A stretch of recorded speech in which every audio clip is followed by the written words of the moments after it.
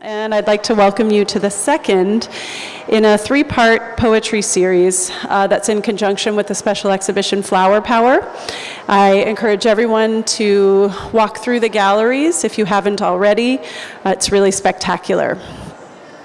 I'd like to thank Ma Shane Wynn and Coral Reef for introducing me to the world of local poets and helping to shape the series with their ideas and suggestions. Thank you, both of you, very much.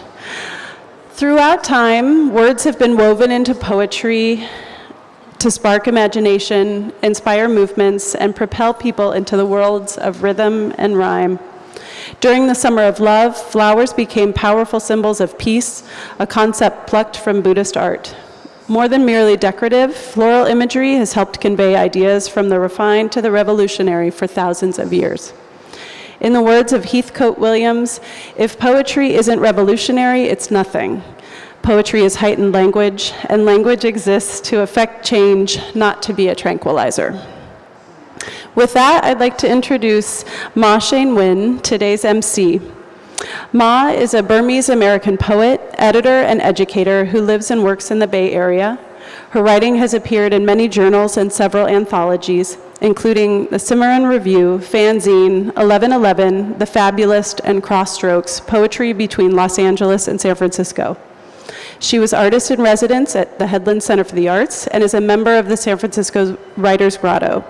She often collaborates with visual artists, musicians, and other writers, and her work is on the Liz mural outside on the corner of Fulton and Larkin. If you haven't seen that, that's another piece that's part of this exhibition. So I encourage you to go outside and see that after today's program. Her poetry chapbook with paintings by artist Mark Dutcher, Ruins of a Glittering Palace, was published by SPA Commonwealth Projects. And her most recent poetry chapbook, Score and Bone, was nominated for a CLMP Firecracker Award. She is the first poet laureate of El Cerrito. And all of the books, so Ma's poetry, Jenny Lim, Ravi Chandra, who are the first poets to read in this series, as well as Nellie's poetry, is on sale in the museum store. So please go there after you see the exhibition after the program. So now please help me welcome Ma Shane Wynn. Thank you, Allison. Thank you. Thanks. Thank you all for joining us today for the second reading of the Flower Power Poetry Series. And I'm very honored and excited to present Julie T. Underhill and Nelly Wong today. Thanks to everyone here at the Asian Art Museum. It's a fantastic show and so much hard work. I also wanted to say next month on September 20th, please join poets Rodessa Jones, Bonnie Kwong, and Tony Robles for their final reading in the series. And if anyone's interested in anyone's books, they're in the gift shop. And now I'd like to introduce Julie. Julie T. Underhill is an interdisciplinary artist, scholar, and activist based in Berkeley, whose creative work includes poetry, memoir, essay, photography, film, video, performance, and painting. Her work often centers on her mother's people, the Cham, as she investigates how historical memories of genocide, colonialism, and war continue to impact this little-known community, indigenous to Vietnam. As a delegate, Julie has spoken twice at the United Nations Human Rights Council in Geneva, Switzerland, on behalf of women's rights, religious freedom, and continued survival for the Cham in Vietnam, recently threatened by nuclear power plant construction near Vietnam's most concentrated Cham population. In 2015, she co-directed the Regenerating Champa Conference at UC Davis. She's published in Troubling Borders, an anthology of art and literature by Southeast Asian women in the diaspora, Bomb Magazine, Positions, Asia Cultures Critique, Nuclear Impact, Completely Mixed Up, Trench Art Monographs, Hurry Up, Please, It's Time, Veterans of War, Veterans of Peace, Embodying Asian American Sexualities, Taking It to the Streets, Color Lines, and Hayden's Ferry Review. Julie holds interdisciplinary degrees from the Evergreen State College with a BA in Liberal Arts, and UC Berkeley with an MA in Ethnic Studies. She lectures at California College of the Arts and San Francisco State University. Let's please welcome Julie.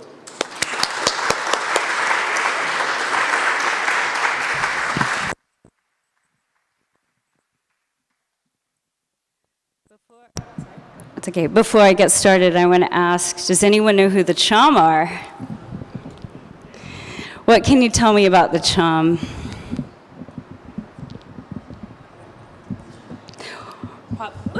Probably what you heard in the introduction, right? So I want to say that the Chom Kingdom, Champa, is named after a flower that grows in India, and some of our artwork is upstairs. And this is the first time I've ever read my poetry in the building where my ancestors' work is.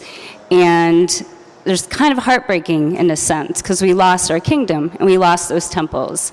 They were stripped and now disseminated, right? But I'm very glad to be here and to be continuing to add to the narrative of who the Chom are. Maps. And at each door, the hinges are seams disintegrating as we follow the wind to source an ocean burnished with rust. There's nothing new we've lost when loving it, the sea, we go missing. Since the past is not past, but in rituals unrecognizable by others, draped in paper calm, memories gone will necessarily invent it, 2 by 2, alone in pairs, or simply alone. Even our names will not salute us after we burn the maps to our bodies. We'll never find those renouncing impossible pasts. Our bones smoldered, there will be no ash, only memory stomped the ground. The silent opening.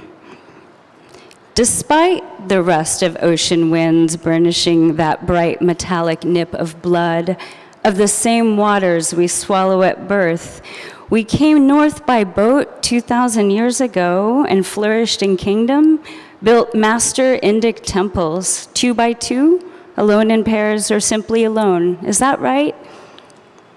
How were we supposed to learn our culture when we had to struggle in war to survive? You think it's so easy, you know? My mother chokes upon the lullabies, losing history, legend, literature, and song in plenitudes of nightmare. Yet I live an unsettling night, Mother, just like you. My good blood commingled with the enemy, just like you. I've lost my family, displaced by war, just like you. I return with hesitation, entangled words, to speak vocabularies of remembrance, imposed during 600 years of conquest, containment, and conversion of our people, collapsing our borders and eroding our knowledge by the frictions of extermination and fear.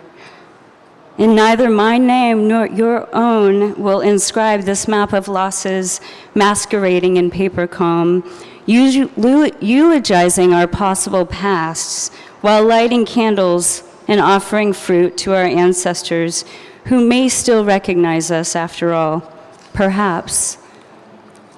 I've searched dream rooms for our dead regardless, sometimes finding the gate to my dream locked, a hush held back, the silent opening of locks illuminated by a small searchlight, revealing hidden vocabularies, translating loss as home, departure for arrival, now and again.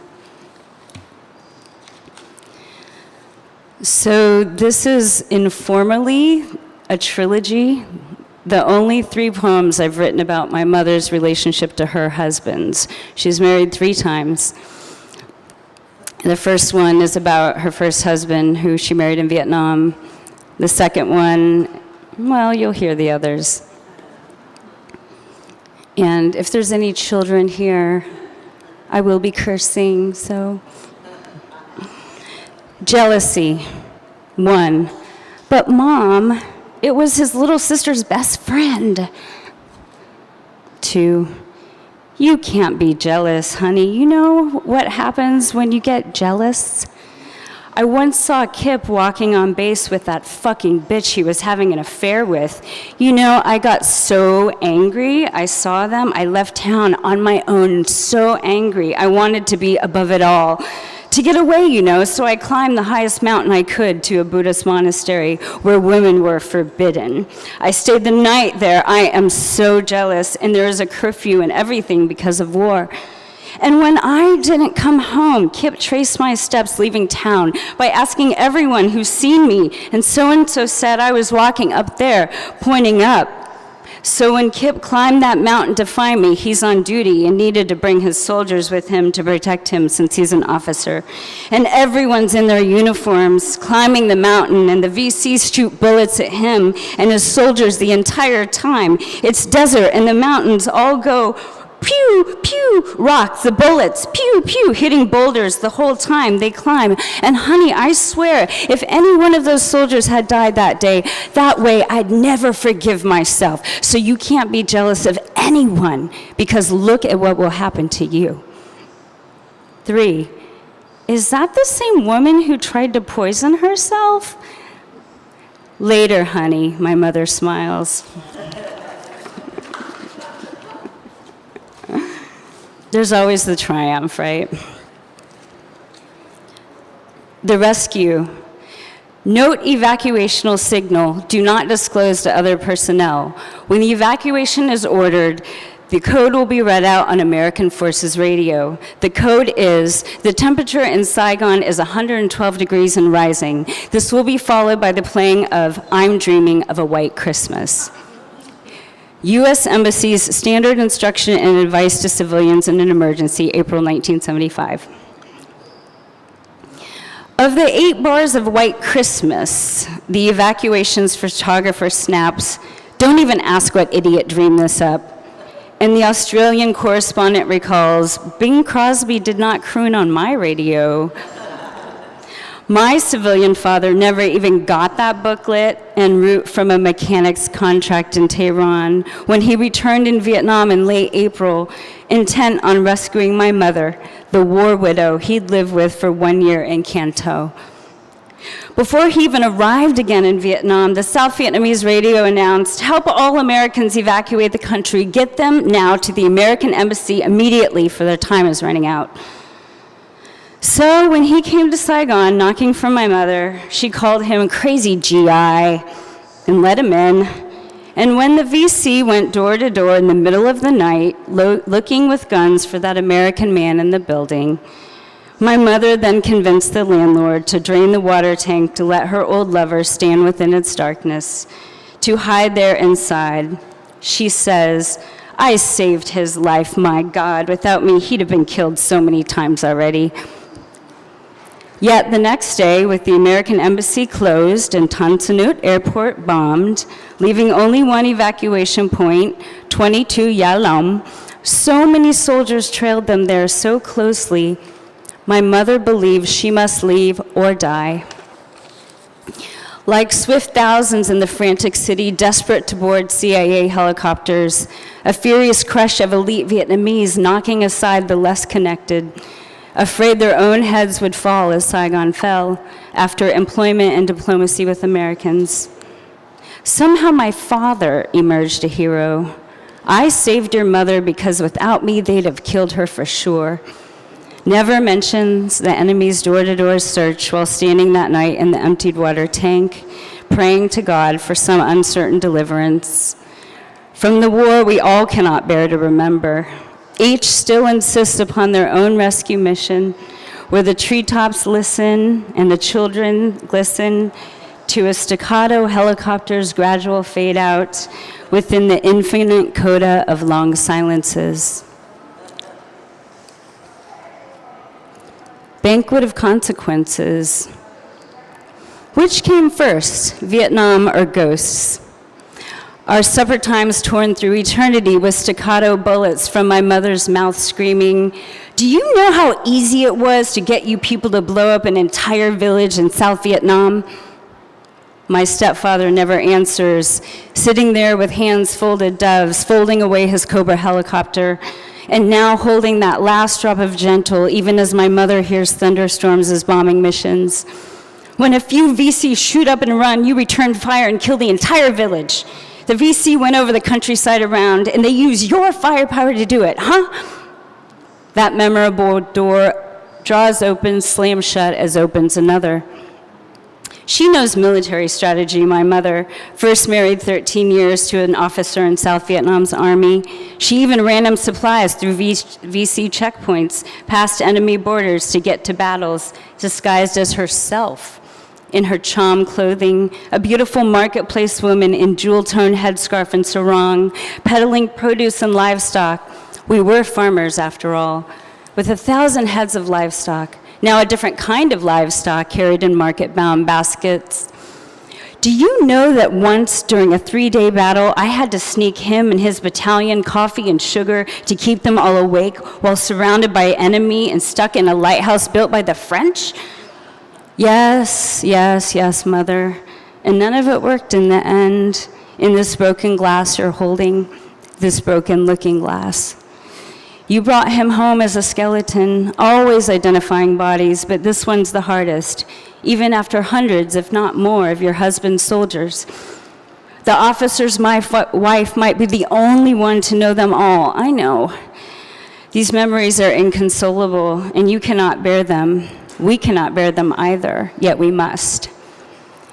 Even the 6-year helicopter pilot, an American Army veteran, an ally to her husband's side, even he sat there continuing to love her without apparent betrayal, despite their ghosts always converging as a single darkening flash, demanding to know whose silences stand and whose memories lie within false alibis.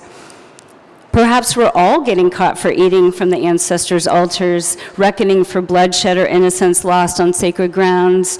So I never could ask which came first, ghosts or Vietnam, brought even from my own father, an American civilian contractor to South Vietnam's military who'd evacuated Saigon with my mother. Ghosts and Vietnam. No real end and no legendary beginning, but always together. Or how else would we be sitting here in Texas with plates of food steaming before us, fragrant, and a humid heat that's supposed to make me frightened of hell? Instead, I'm embroiled in their unending argument over military strategies and burning bodies of children, lemongrass chicken and Agent Orange poisoning, bitter melon and oyster sauce, ruptured supply lines, and jasmine tea. As long as he loves her and continues to eat at this banquet of consequences, he atones for his sins against her country and people in some way. As long as he loves her, perhaps his military strategy can improve retrospectively with his own chances for survival, and she'd lose her first husband a little less. He'd be less of a ghost. Maybe even her daughter, the one born just ahead of me, her oldest born here, her confidant, her keeper of the unanswerable. Even as he bore her more children, she left behind 4 and lost 1 to death. So we never could chase away the ghosts, our ancestors and our recent departed, and fold their demands into the proper ritual sacrifice. Yet in 4th grade, that song 19 made newscasts echo through radio airwaves, sampling a filmed requiem for vets. 8 to 10 years after coming home, almost 800,000 men are still fighting the Vietnam War. But it wasn't just one war, since my parents were still fighting different Vietnam wars, all of them looking for their own dead in subterranean rooms at night, trying to make love, not war, during the day, each day with its own little kill ratio, with no way to know how to live with fewer regrets, because even within folded doves, that last drop of gentle disguises.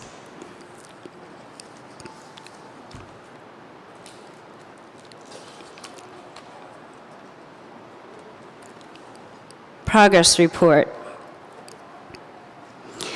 The brown lady tells us not to even bother because our past is dead, extinct since before the Chum extinction forever ago. And now, whoever we are, we're Americans, goddammit. Why aren't we acting more grateful for not even deserving to be here? Unlike those upwardly mobile brown Southeast Asians, each one an understudy for scales of progress, joining the Census Bureau like she did, as if they're the first brown people who ever adopted colonial constructions and hierarchies of race, using the master's tools to drive someone else below deck this time, along those old scales of humanity and savagery, using insignificance to hasten disappearance. Same as it ever was, we've been such a stubborn stain, even while invisible. So act like an American. Become a scientist. Study the United States Constitution if you want to make any sort of difference in this world, rather than your illusory one. Because your past is dead, and you're as extinct as the day you should have never been born.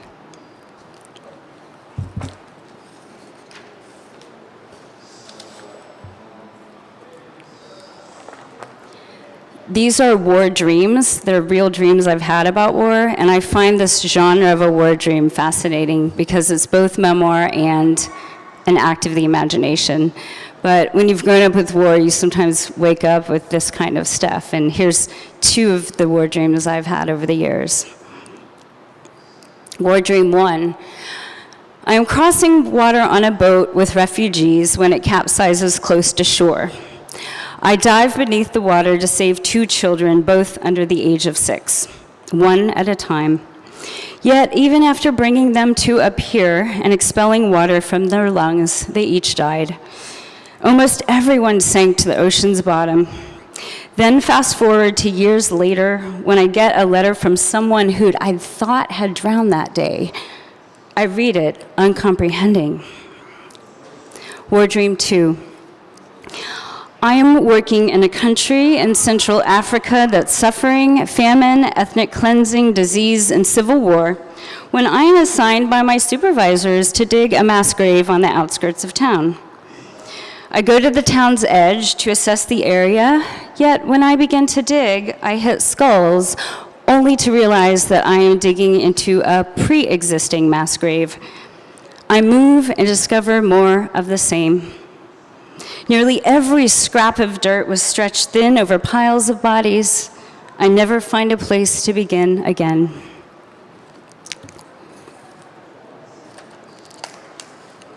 Armistice. Reevaluate your mission to stay alert in the midst of the siege, even though the food rations ran out 6 days ago and the water supply's poisoned and the dense quiet that mimics peace precedes unauthorized airstrikes, through which your maps have all burnt to ash, pressed into earth by rain. In granular fragments, when you hear that they've sent your summons to the negotiating table, calling for a ceasefire, asking you to lay down your arms, but first, and more importantly, your shield. Check that the note's not another written in disappearing ink, since their treaties, no matter how eloquent or concessionary, were blindingly blank by the next morning. Not the blank white of surrender, of course, the white of forgetting. Know that within this protracted battle of coordinates, memory is the most effective weapon in your arsenal, partly because they claim that you're over already, and yet you know that you're not disappeared as long as you're tender in someone's voice, even if you're lost in the glare of that white page. Remember how you walked the streets alone at night and no one else could see your hinged shadow swinging to and fro as you crossed the boulevards and names so many times, you began to doubt you could ever find your way back home? This lifetime, your name's gradually extracted from the mouths of those who might hold it with tenderness. In the mouths of all others, your name salutes the victories of your enemies. If you claim otherwise, if you say, but actually they didn't vanquish me and I don't surrender, they will cut out your tongue. So you're up all night reworking plans to either defeat or escape the enemy because their summons to negotiate brings an axe blade thrust between your shoulder blades at the exact moment you lay down your arms and take your seat at the table. You realize it's never been worse than this because they think it's always been like this. And you wonder if you'll ever stop fighting them long enough to hear the exhale of the earth without scouting each bend in the path for the footprints of an enemy whose traps are always laid in concentric rings around now, now, now, now, because the only strength you hold in the midst of the ongoing war is the power to haunt your opposition so fiercely that they wake up afraid to remember you. And your enemy's pretend armistice would arrive only on the day there's no one left with your name in their mouth. When you rise and no one gathers, you're a ghost in your own lifetime. So when you're left alone there in the corner of some foreign field you once called home, you must scout for new fissures in the earth, that metallic smell of upturned soil, fresh breakage of basalt and granite, or even the hollow of an ancient tree into which you can disappear and re-emerge on the other side unscathed. I'm in a writing collective called She Who Has No Masters. We are Vietnamese American women, and we collaborated on a poem together. I will read all of our parts, but know that there's 6 different women who wrote alternating lines, and these women are Dow Strom, Isabel Thuy Pelode, Stacy Tran, Amy Fawn, Angie Chow, and myself. Angie is with you in the Writer's Grotto. I knew you knew that already, but... From my mother, I inherited warrior spirit and a harness to tie down the heart in case it should fall behind when it came time to run. Resilience, relentlessness, stubbornness. I do not give up, I do not let go, and I do not listen. Small, hardworking hands, a missing sweet tooth, a mistrust of chocolate. Her nervous laugh, her satisfaction at the deep discount, her love of the gaudy. My mother never wore a skirt past 40. She never wore makeup. She didn't want to appear as if she was trying. Remember, a lady never exposes an open mouth. The silhouette of the castaway, the question of who are we, tasting the salt of blood in seawater. She gave me the exact date to start running, April 29, 1975. 7 shades of guilt. The demand to genuflect to ghosts in the house, a garden littered with the bones of our dead, knobby knuckles that make ring sizing difficult, the skin on our fingers dried out and sunned and the moon catches on. She told me not to love a man with delicate hands. Hours and hours of overtime and extra jobs, her quick temper that unleashed words that worm inside my head, waiting to erupt from my tongue. Guilt of having ruined her life, guilt of not being Vietnamese enough, guilt of not marrying a rich man. 2 languages my father forbade us to speak. Studying her own reflection, my mother would say, if I didn't love you so much, this face could still take me away from here. She gave me a magic pen that turns into a sword, the venom of words, a name with wings, a kiss pressing nose to face, inhaling. A love of herbs they would collect in the bottom of my bowl, chopped green onion and cilantro and the sediment of black pepper. She said it's the best part. It's good for you. Now I believe her. Guilt of being independent, guilt of loving with my heart. I contain her rage. I begin thinking of things I didn't inherit. Her regret not long after the rage, her sorrow, the demand to lie to those who ask why. She buys mangoes by the box. She keeps a pantry stocked with coconut milk and a variety of colorful beans. She keeps us full for months in advance, and there are always leftovers. Some women know how to run gracefully in high heels. From my mother, I learned nothing of the sort. Into the chasm of my legs, my mother would say, if God had spared me a bit more dough, if only he had made you a boy. She slaps my knees together. She simmers. Guilt of not suffering as much as she, guilt of not buying her a house in America, the bittersweet refusal to return home, a refugee from the country of family. My mother didn't smile often, but when she did, it was a graceful line, a small blessing. All those songs without ever knowing the real words. So few photos, I had to etch them myself from ash and fog. How to attribute meaning through the meaninglessness, how to kill the soft things inside, how to turn blood into ink. It's coming. It always has been. It is inside me, the love, the hate, the joy, the loathing, all of it. She prays to some God, and so do I. We wear a thin piece of gold, and we trust the knife we hold in our hand. This poem was just published in Nuclear Impact, and I wrote it for Hiroshima and Nagasaki. The time we broke from time. In reference to my troubled rest, all night I lay awake and hear the sap creep through the trees near roads I should not take. In the sky, birds fly the other way in a murmuring the sudden shape of a fingerprint. As heat bends, a roar gathering loose a flotsam of earth, I remember how we looked up before 1,000 slivered blades entered us. Without language or sound, we collapsed as fire opens its dark center, unfolded across our shoulders, then crumpled us to dust. Before that cold silence when night found me alone, of those who remain, who else counts eternity from the time we broke from time? On anniversaries, journalists find us, extract our stories, then ask, how long until the war's end sets you free? They stop writing when I reply that grief is holy, like something held close in fever. It rouses the white smoke from our bones, extending down to the sensitive roots of trees, so that when I take again these worn routes, with breath held back, I live and die.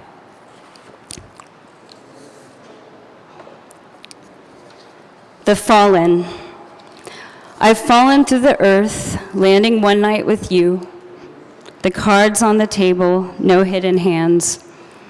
I've fallen through the hours, the book of embraces, your mouth everywhere, your song on my ear. I've fallen through darkness, the salts of your body, 1,000 lifetimes on my tongue. Thank you.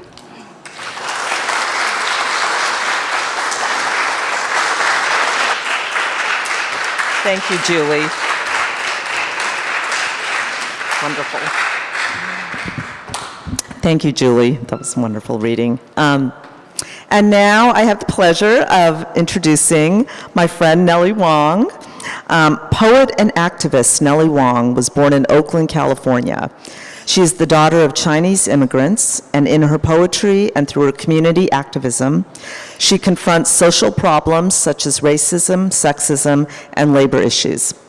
Her collections of poetry include Dreams in Harrison Railroad Park, 1977, The Death of Long Steam Lady in 1986, Stolen Moments, 1997, and Breakfast, Lunch, Dinner, 2012. With Merle Wu and Mitsuye Yamada, Wong co-authored 3 Asian American writers speak out on feminism in 2003.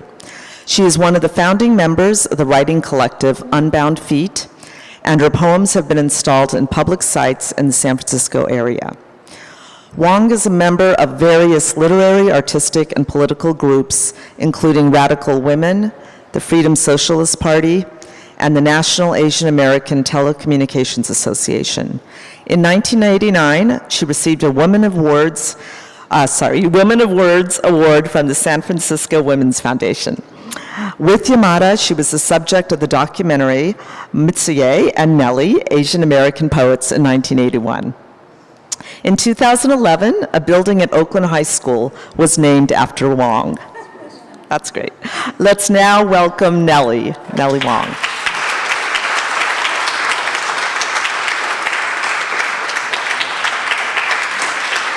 Thank you. Okay. Well, that was great, Julie, and so glad to see you all here because, you know, on a noonday, it's a work day for a lot of people, but the sun came out earlier, and I live in Glen Park, and usually it's just foggy, so it's great to have you here and to spend a brief afternoon with you, and some of Julie's poems actually made me think, oh my goodness, what do I read? But anyway, you'll hear a selection today. And thank you, Maul, for that introduction, and for being a longtime friend and also a fine poet herself. So I'm going to start with a poem that I wrote when my oldest sister, Lai Hong, died at 93. Her husband, Henry, or Hank, died at 96. So Lai Hong is the first daughter of my father, who married twice. And when Lai Hong was an infant, her mother died, and then he married my mom, who was living in the same village, the Yi village in Gunduhang in China. So this is the story of Lai Hong, and I wanted to remember her. And her daughter Vicky is here, my oldest niece, who's celebrating her birthday today. And I said, well, let's do this for Lai Hong. Hoi San American Pantum for Lai Hong, for my sister Ji Lai Hong, Lily and Lu. First chrysanthemum blossoming on a stem, compelling labor in rented rooms, a house, wherever's home, wiping clean the stove, aroma of peanut oil lingering, lapchang and new potatoes and steamed sandabs. Compelling labor in rented rooms, a house, wherever's home, hired by a white family utilizing Lai Hong's domestic skills, earning $15 a week turned over to Baba and Mama, her manual movements glinting with specks of gold, hired by a white family utilizing Lai Hong's domestic skills, impressing them with her efficiency, shining plate glass windows and scrubbing floors, never complaining of the time and the load. Impressing them with her efficiency, humming songs of Cantonese opera, memorized from listening to RPMs at home, sagas of generals and wars in full voice and falsetto, humming songs of Cantonese opera, lost it to the core of survival and good luck. Hong Bao wrapped with diligence and smiles, celebrating Lunar New Year with pluck and pomelos, lost it to the core of survival and good luck. Raising Vicky, Melvin, and Julie with her whole body, packing their school lunches in Hong In Fao, and feeding me rice and jingok bang. Raising Vicky, Melvin, and Julie with her whole body, spending thriftily the earnings of Henry's electrician wages, praising babies in the arms of neighbors on Sacramento Street, inhaling essence of gaoge tong, soup of matrimonial vines, spending thriftily the earnings of Henry's electrical wages, her hair the latest fashion and in quince blossom pink, embracing life from walking on dirt paths in Gunduhang, listening with care to her teacher's daily lessons. Her hair, the latest fashion, and in quince blossom pink, asking at my engagement, who was your moingin? No go-between, dear sister, said I, just love. The eyes glistening with silent sounds from the flute. Asking my engagement, who was your moingin?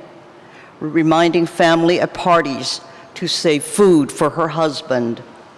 The pearl of her skin radiates from within.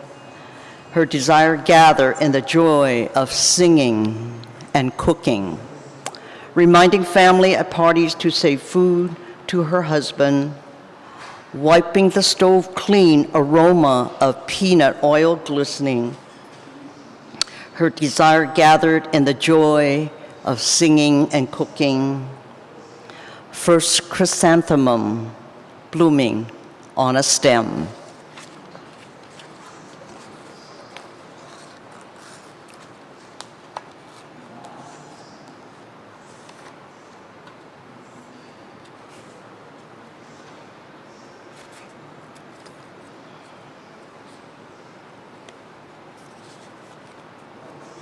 Oh, I think.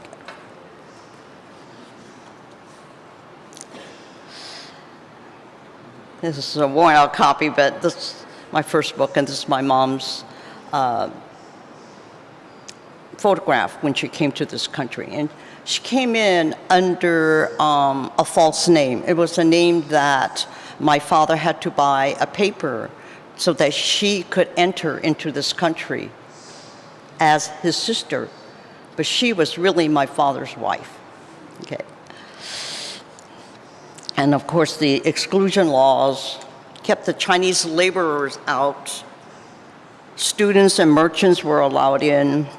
And the exclusion law of 1882, I mean, it's happening right now, given what we're facing with racism and not letting refugees in, and also what the 46 is doing, and I will share another piece with you in a little while here.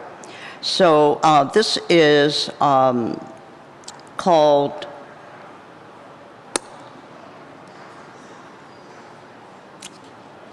Can't Tell. Okay. It's hard to get on when you can't see and can't hear. But it's very important to struggle, to find the help that you need for your health and for our livelihood. Can't tell. When World War II was declared on the morning radio, we glued our ears, widened our eyes, our bodies shivered. A voice said Japan was the enemy, Pearl Harbor a shambles, and in our grocery store in Berkeley, we were suspended next to the meat market, where voices hummed, valises, pots and pans packed, no more hot dogs, bologna, pork kidneys. We children huddled on wooden planks, and my parents whispered, "We are Chinese, we are Chinese." Safety pins anchored, our loins ached. Shortly, our Japanese neighbors vanished, and my parents continued to whisper, "We are Chinese, we are Chinese." We wore black armbands, put up a sign in bold letters.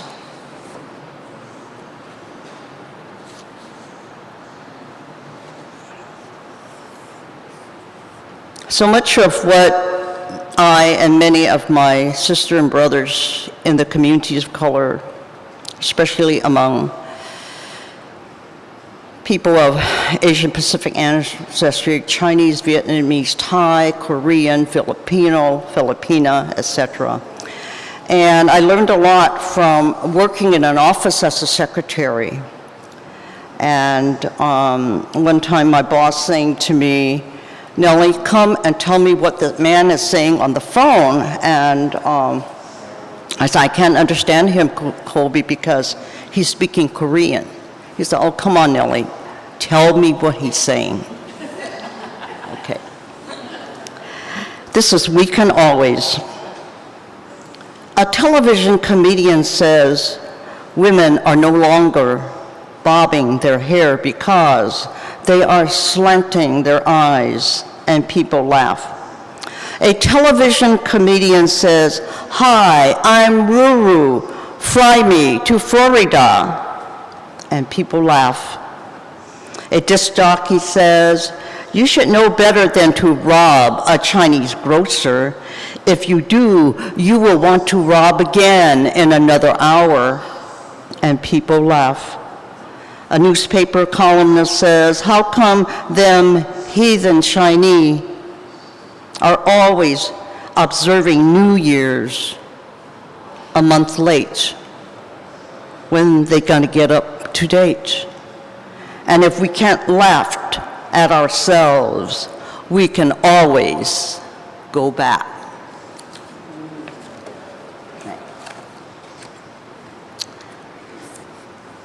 Okay, this is from my latest book, 2012 Breakfast, Lunch, and Dinner, and there's copies in the bookstore. I hope you check it out. And I'm going to start with It's in the Blood, and it's a story about family, yes, but how families even get to come here to the United States, as if the borders were always closed, and they were for many, many reasons. This is called It's in the Blood. We never asked to be mysterious. We never asked to be inscrutable. Still, untold stories, untold histories, retrieved burnt letters, receipt bills, anything written, anything spoken, are dreams in bones and ashes, to be seen and heard, to be known, but not merely by our many names, being presumptuous. I speak for myself. Others who remain silent own their own tongues. Lai Hong's mama died when Lai Hong was an infant. Ma said that Lai Hong's mama was a little crazy. The villager said so. Lai Hong likes to eat chicken feet. Lai Hong smiles, a child woman. Lai Hong loves babies. Lai Hong is my sister.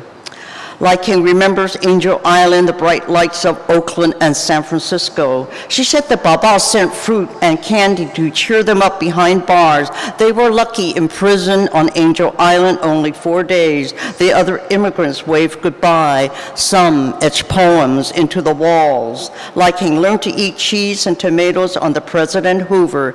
To this day, Lai King cannot stomach butter or milk.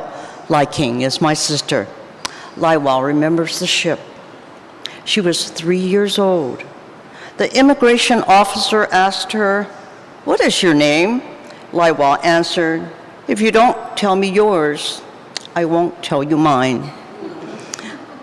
Lai Wang smiled behind straight bangs. Lai Wang remembered nothing of her years in China. Lai Wang is my sister. Xiao Hongji is my father. Sui Ting Ji is my mother.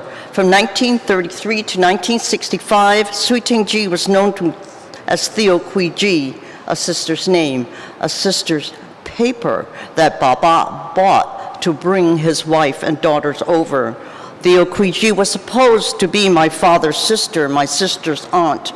This was 1933. In 1924, the law said that Chinese men could bring no wives to the United States. Theo Kui Ji wasn't married, but we knew better. Nelly Wong is my name. I was never Nelly G, but we knew better. When my sister's aunt, that is Theo Kui Ji, my mother, got pregnant, to bear a child out of wedlock was out of the question. So Theo Kui Ji got married by faking a marriage certificate, by marrying a man named Sheng Wong, who agreed to appear on paper to be my father. Shame to the outside world avoided secrets depending on which side of the fence. When I was 5 and entered Chinese school, Lai Oi became my Chinese name. Leslie Wong was born after me. Another girl.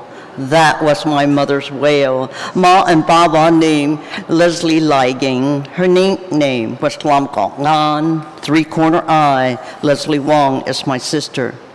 Florence Wong was born after Leslie. Another girl. That was my mother's wail. So no more lies. So no more daughters with Chinese names beginning with Lai, beginning with beautiful.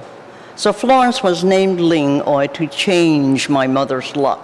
Florence Wong is my sister. William Wong was born after Florence. Finally, a boy. That was Ma and Baba's joy. Thankful their daughter Ling Oi brought them their son. Baba gave a month-old party to shave William's head. Eggs were dyed red. Friends and relatives filled the house. We drank chicken whiskey, gnawed vinegar, pig's feet. Ling Oi was the magic that Ma and Baba decided to beget a son. To beget a son, and the heavens answered. Wakang is William Wong's Chinese name. William Wong is my brother.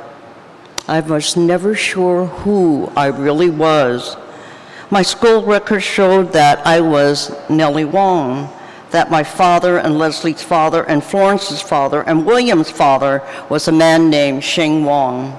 We told no lies, only the truth, as we were forced to. My 3 older sisters were supposed to be my cousins. My father was supposed to be my uncle. My mother was supposed to be my father's sister. When Theo Kuiji confessed her illegal status, she became Sui Ting Ji, my father's legal wife. But it was too late. Baba died in 1961. Now I use the name Nelly Wong. Now I search for all the names that gave me life. Okay, just a couple more. I think it'll be the end of the program. With what's happening today, not only in Virginia, but wherever, Ferguson, Staten Island, the killings and the severe racism, sexism, homophobia. And often you hear people say, I don't know, why are you marching? And there's going to be a demonstration against the white supremacists on Sunday, the 27th in August at Berkeley at Martin Luther King Jr. Park. And even today, the papers are saying that, the San Francisco Chronicle anyway was saying that they're going to try to stop the white supremacist rally, especially the one I think is happening on Saturday. And I have some leaflets here that I would love to share with you so that you could know about where it is, because we do have to stand up to it. We cannot turn our cheeks, especially when things are getting worse for people of color and LGBT people and immigrants and refugees and all the oppressed. And so it's a question for us to really grapple with and to really change, and we have to march to be heard. Our voices count. This is called I March. This was written and submitted to the Poets Against War, initiated by Sam Hamill, who responded to Laura Bush's invitation to the White House for a poetry seminar on Langston Hughes and others, calling for poets to submit their works against the U.S. war on Iraq, January 20, 2003. I marched with 200,000 people along Market Street in San Francisco. We form a moving, breathing dragon.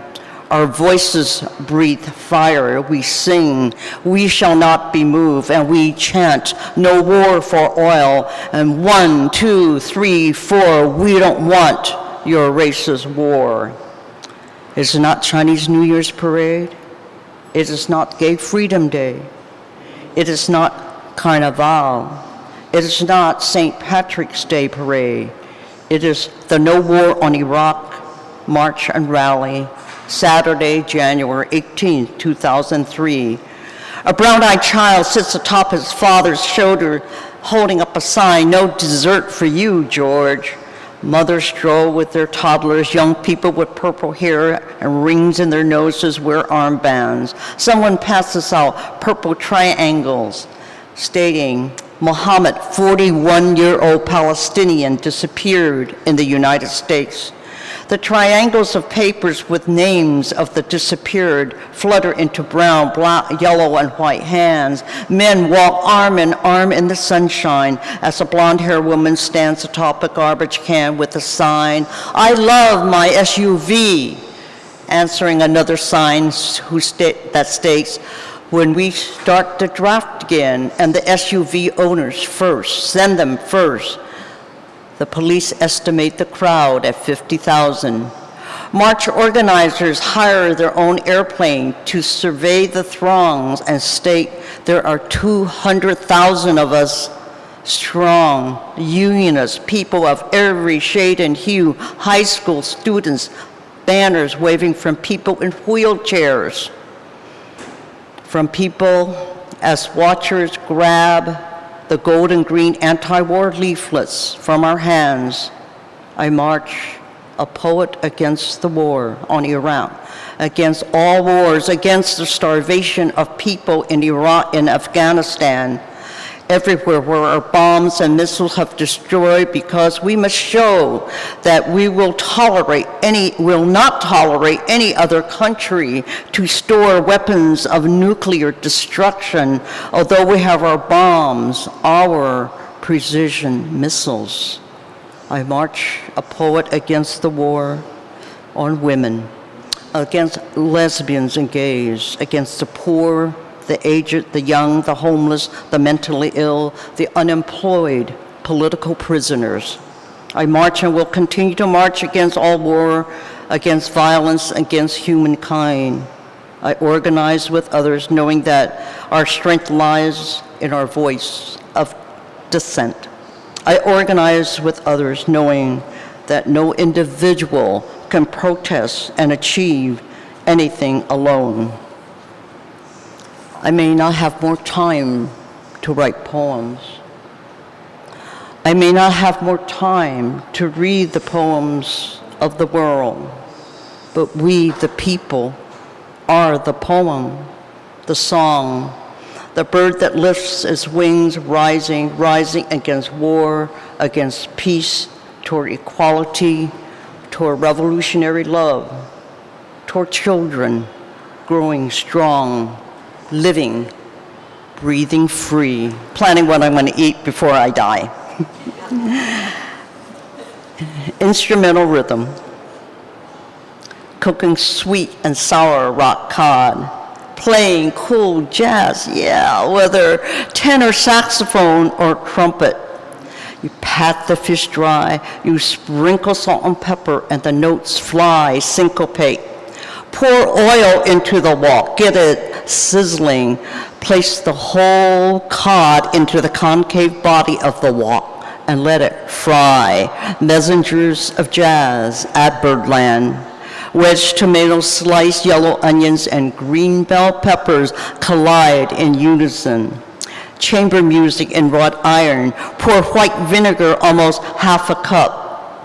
Mix with granulated sugar. Dizzy Gillespie and Machito embrace in a blow of horn and samba. Dribble cornstarch paste like light rain. Thicken the ensemble.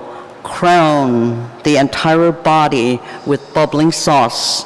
Off with the apron, pour Pinot Grigio, clash the cymbals, serve the fish on an ice blue platter. Scoop steamed long grain rice into celadon green bowls. Sit down, let chopsticks do the dance, a finale that rocks, that never ends. Short one. I've always enjoyed writing calligraphy. I mean, I'm a Chinese American. I can speak some Cantonese, some Hoisan dialect, because our parents were very, very concerned that we forget who we are, even though I was born here in the USA. So this is called calligraphy. Calligraphy, the dance, the tango. Each stroke the brush of the wind, fingers, the wrists, torso, and legs. Move in concert with the body whole. Grinding ink is sheet of blackness and light, circles, circles. English shorthand absent from view. The peepaw, the zither, the strings. In late autumn, you dance. Thank you.